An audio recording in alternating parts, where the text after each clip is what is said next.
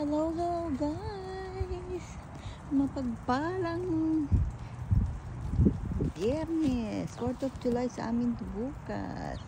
Ayan guys, nakalipat na kami. Wala na ako sa forest, pero nasa bulubunduki naman po ako. Kaya ayan, lumipat na po kami ni Colette sa bundok. Bundok sa Ralala naman. Ayan yung bahay na aming nilipatan.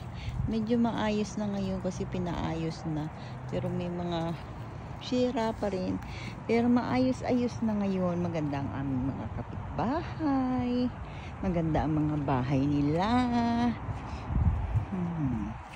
Ayan guys, kaya lipat na kami. Lipat na. Lumipat na pala. Hindi pa lipat na. Ayan guys.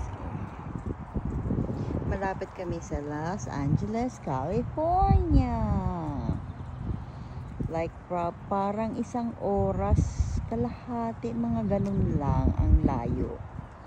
Kaya friends from LA, I'll see you soon.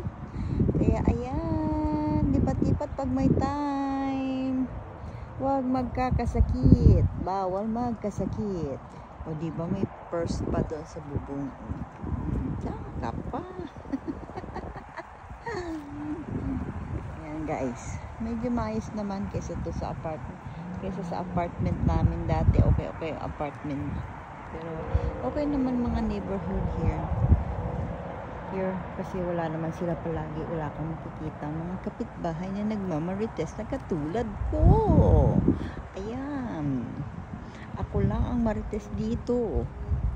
Ang ganda lang ng tanawin guys, pero super duper init. Malayo doon sa amin tinirahan before na napakalamig. Dito napakainit naman.